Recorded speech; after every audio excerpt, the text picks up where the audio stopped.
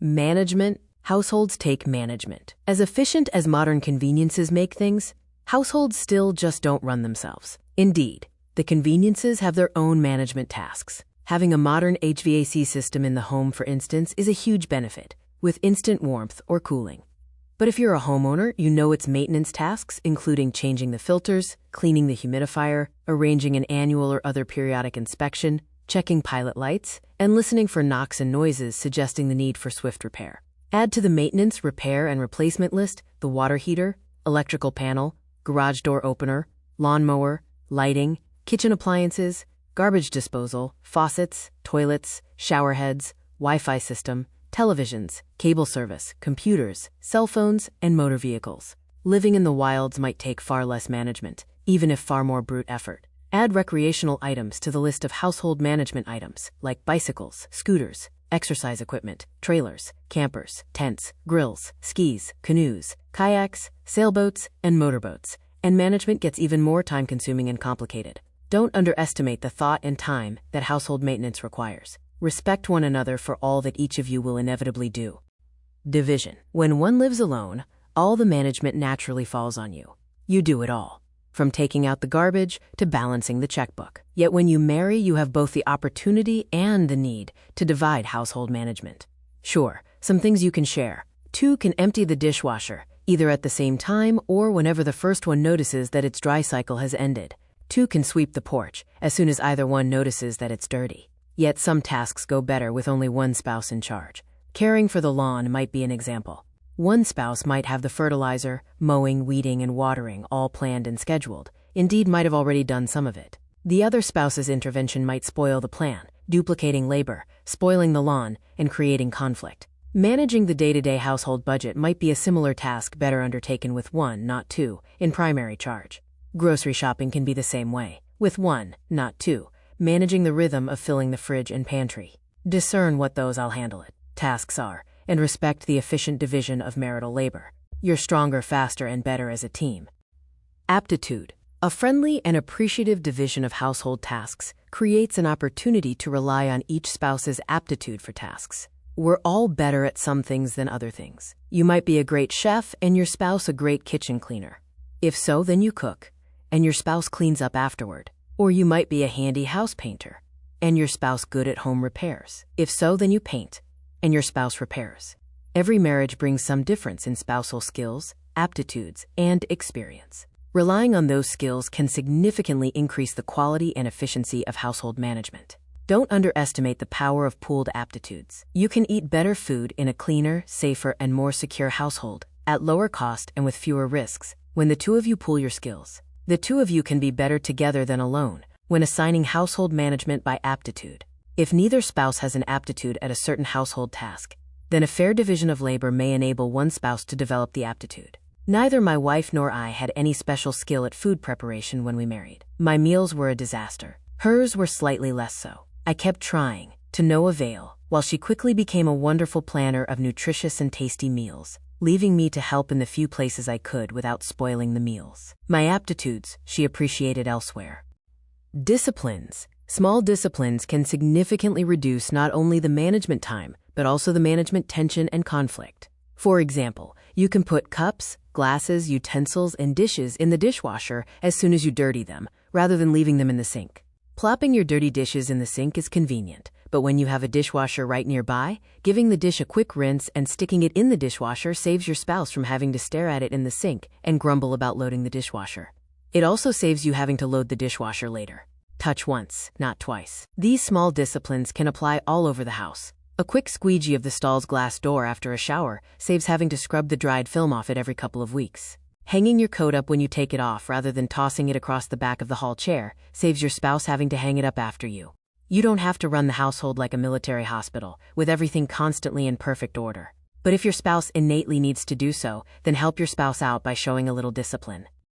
Sharing. Household labors, though continuous and substantial, don't have to be isolating and grinding.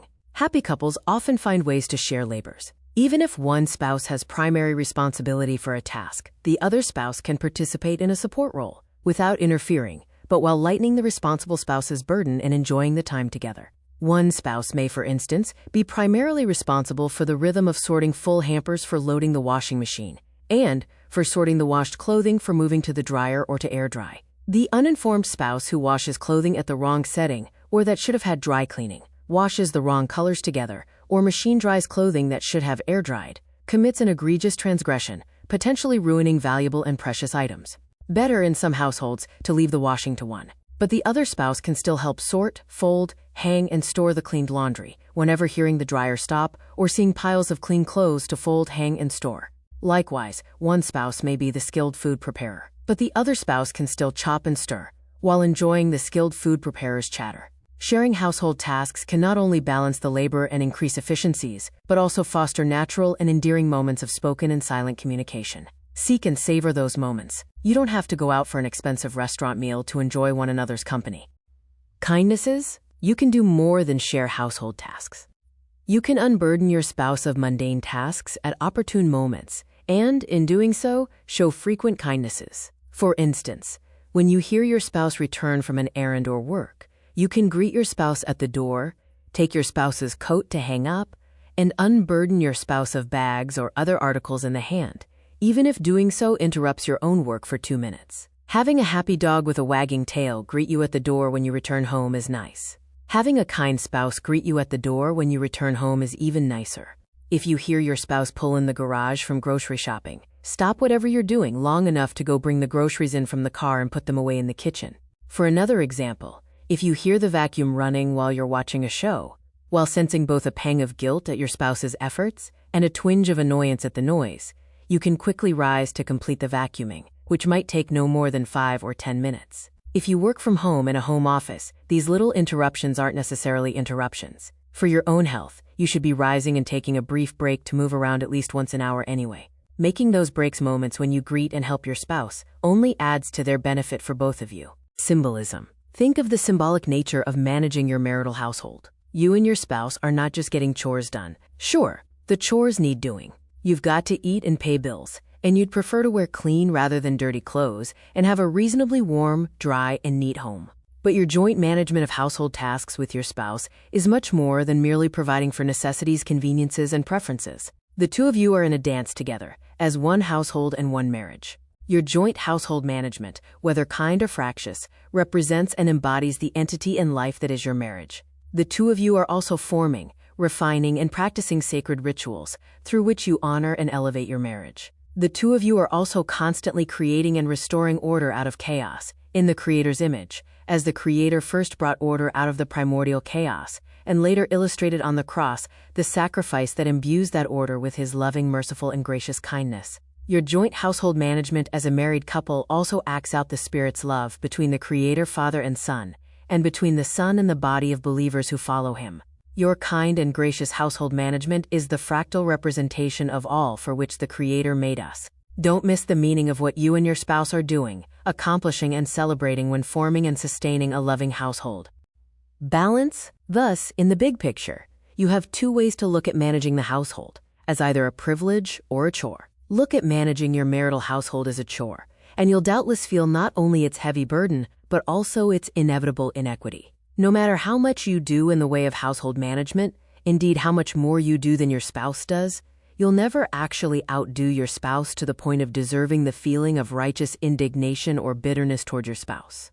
If that's your attitude, that household chores get chucked on a balanced scale as soon as you complete them, then one spouse's side of that scale will always outweigh the other spouse's side, whether in small or large degree. You'll never find the perfect balance, because you'll always feel guilt for not doing as much as the other, or indignation for doing more than the other. And you'll sow in your own soul bitterness toward your spouse, whether you do less and feel guilty or do more and feel indignant. Attitude. A better attitude is to look at marital household management as a privilege, not a chore. Many individuals have no household to manage. Many more individuals have no capability of managing whatever household in which they live. Thanks for watching. Get more tips plus illustrations, summaries, and reflections in the guide at the link in the description.